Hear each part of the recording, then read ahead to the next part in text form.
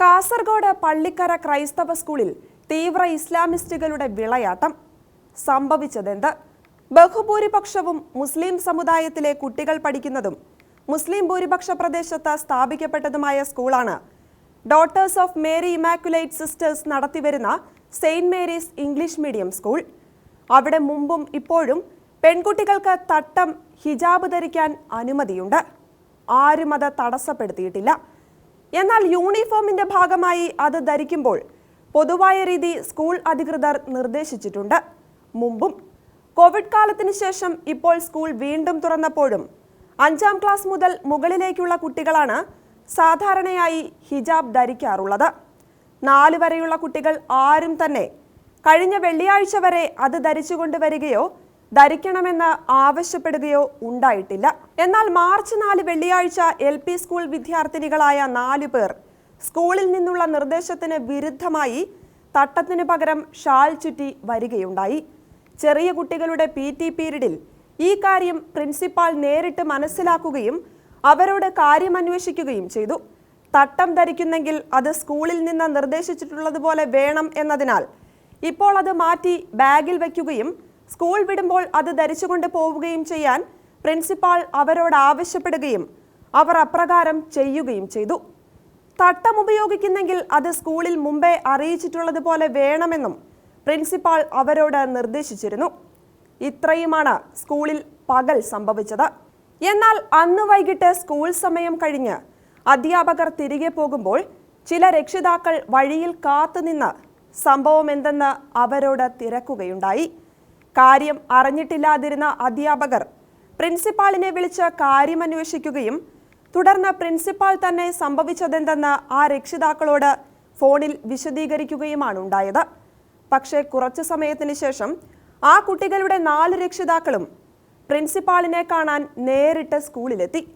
Office പൂട്ടി ഇറങ്ങാനൊരുങ്ങുന്ന ആ സമയത്ത് പ്രിൻസിപ്പൽ സിസ്റ്ററും ക്ലീനിംഗ് സ്റ്റാഫും മാത്രമേ അവിടെ ഉണ്ടായിരുന്നുള്ളൂ. രക്ഷിതാക്കളെ പ്രിൻസിപ്പാൾ തന്നെ ഓഫീസിൽ വിളിച്ചിരുത്തി കാര്യങ്ങൾ ശാന്തമായി വിവരിച്ചുകൊണ്ടിരിക്കവേ സ്കൂൾ പരിസരത്തേക്ക് കുറെ പേർ ഘട്ടം ഘട്ടമായി കടന്നു വരികയുണ്ടായി. ക്രമേണയത് അക്രമ സ്വഭാവമുള്ള ഒരാൾക്കൂട്ടമായി മാറുകയും വലിയ ബഹളമുണ്ടാക്കുകയും പ്രിൻസിപ്പലിനോട് ആക്രോശിക്കുകയും ചിലർ അത് മൊബൈലിൽ പകർത്തുകയും ചെയ്തു. ആൾക്കൂട്ടത്തിന്റെ സ്വഭാവവും രീതികളും മനസ്സിലാക്കിയതിനാൽ പ്രിൻസിപ്പാൾ അവരോട് കൂടുതൽ തർക്കിക്കാനോ വിശദീകരിക്കാനോ പോയില്ല. അവർ ചോദിച്ച ചില ചോദ്യങ്ങൾക്ക് അക്ഷോഭ്യയായി മറുപടി പറയുക മാത്രം ചെയ്തു. അപ്രകാരം ഒരു സംഭവം ഉണ്ടായോ എന്ന ചോദ്യത്തിന് സിസ്റ്റർ ഉണ്ടായി എന്നും ഇനി അത് ആവർത്തിക്കുമോ എന്നുള്ള ചോദ്യത്തിന് ഇല്ല എന്നുമുള്ള സിസ്റ്ററിന്റെ മറുപടികളാണ് നൽകിയത്. അത് അവർ മൊബൈൽ ഉപയോഗിച്ച് വീഡിയോ റെക്കോർഡിംഗ് നടത്തി. എന്നാൽ അവർ മാപ്പ് പറയാൻ സിസ്റ്ററിനോട് ആവശ്യപ്പെടുകയോ പ്രിൻസിപ്പാൾ മാപ്പ് പറയുകയോ ഉണ്ടായിട്ടില്ല. അത്തരത്തിലുള്ള പ്രചാരണങ്ങൾ തീർത്തും വാസ്തവ വിരുദ്ധമാണ്. ബഹളങ്ങൾക്ക് ശേഷം വന്ന ആൾക്കൂട്ടം പിരിഞ്ഞു പോവുകയും ചെയ്തു. എന്നാൽ തിരിച്ചിറങ്ങുന്ന വഴിക്ക് തിങ്കളാഴ്ച അവർ വീണ്ടും വരുമെന്നും സ്കൂൾ അധികൃതർ മാപ്പ് പറഞ്ഞതിന് ശേഷം സ്കൂളിനി പ്രവർത്തിച്ചാൽ മതിയെന്നും പുറത്തുണ്ടായിരുന്ന മറ്റു ചിലരോട് അക്രമികളിൽ ചിലർ പറഞ്ഞു എന്നത് സത്യമാണ്. എന്നാൽ ഇക്കാര്യം പ്രിൻസിപ്പാളിനോട് അവർ പറഞ്ഞിട്ടില്ല. സംഭവത്തെ തുടർന്ന് പോലീസ് സ്ഥലത്തെത്തുകയും സുരക്ഷ ഉറപ്പു നൽകുകയുമാണ് ഉണ്ടായിട്ടുള്ളത്. മാത്രമല്ല പോലീസ് പട്രോളിംഗ് നടത്തുന്നുമുണ്ട്. ഈ വിഷയം ഉയർന്ന പോലീസ് ഉദ്യോഗസ്ഥരുടെ ശ്രദ്ധയിൽ വേണ്ടപ്പെട്ടവർ തന്നെ അറിയിച്ചിട്ടുണ്ട് എന്നാണ് അറിയാൻ കഴിഞ്ഞത്. അവരുടെ ഭാഗത്തു നിന്നുള്ള ശ്രദ്ധയും ഇടപെടലുകളും ഉണ്ടാകുമെന്ന് സ്കൂൾ അധികൃതർ പ്രതീക്ഷിച്ച് കാത്തിരിക്കുന്നു. ഹിജാബ് വിഷയം ഉയർത്തി ക്രൈസ്തവ വിദ്യാഭ്യാസ സ്ഥാപനങ്ങളിൽ പ്രശ്നങ്ങൾ സൃഷ്ടിക്കാൻ തീവ്ര ഇസ്ലാമിസ്റ്റുകൾ ശ്രമങ്ങൾ കേരളത്തിൽ പലയിടങ്ങളിലായി നടന്നു വരുന്നുണ്ട് എന്നത് വാസ്തവം തന്നെയാണ്. മാനന്തവാടിക്ക് പുറമെ തിരുവനന്തപുരത്തും അത്തരം സംഭവങ്ങൾ അരങ്ങേറുകയുണ്ടായി. പ്രശ്നങ്ങളുണ്ടായ 3ഇടങ്ങളിലും തീർത്തും അടിസ്ഥാനരഹിതമായ ആരോപണങ്ങൾ ഉന്നയിച്ച് നിസ്സാരവും കെട്ടിച്ചമച്ചതുമായ കഥകൾ പ്രചരിപ്പിച്ച് മനഃപൂർവ്വം അവർ പ്രശ്നങ്ങൾ ഉണ്ടാക്കുകയാണ് ചെയ്തത്.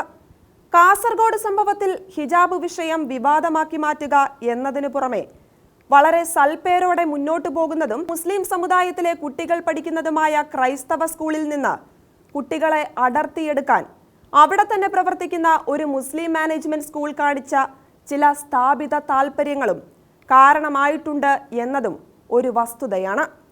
ഈ വിവാദങ്ങൾക്ക് പിന്നിൽ അവരിൽ ചിലരും പ്രവർത്തിച്ചിട്ടുണ്ടാകാമെന്ന് സംശയിക്കപ്പെടുന്നു. കാസർഗോഡ് വിഷയത്തിൽ അഭിമാനിക്കാവുന്ന കാര്യം, ഇന്നലെ കൂടിയ PTA എക്സിക്യൂട്ടീവ് യോഗത്തിൽ മുസ്ലിം സമുദായത്തിൽപ്പെട്ടവർ ഉൾപ്പെടെ എല്ലാവരും പ്രിൻസിപ്പൽ സിസ്റ്ററിന് പൂർണ്ണ പിന്തുണയാണ് നൽകി എന്നതാണ്. ആ യോഗത്തിൽ പങ്കെടുത്തവർ അഭിപ്രായപ്പെട്ടത് സ്കൂളിൽ അതിക്രമിച്ചു കയറി ബഹളമുണ്ടാക്കിയവർ ആരും ആ പഞ്ചായത്തിലുള്ളവരോ സ്കൂളുമായി ബന്ധമുള്ളവരോ ആയിരുന്നില്ല എന്നാണ്. ആ ഒറ്റ കാരണത്താൽ തന്നെ കാസർഗോഡ് സംഭവത്തിന് വേണ്ടി ചരടുകൾ വലിച്ചത് തീവ്ര ഇസ്ലാമിസ്റ്റുകളാണ് എന്നത് പകൽ പോലെ വ്യക്തമല്ലേ?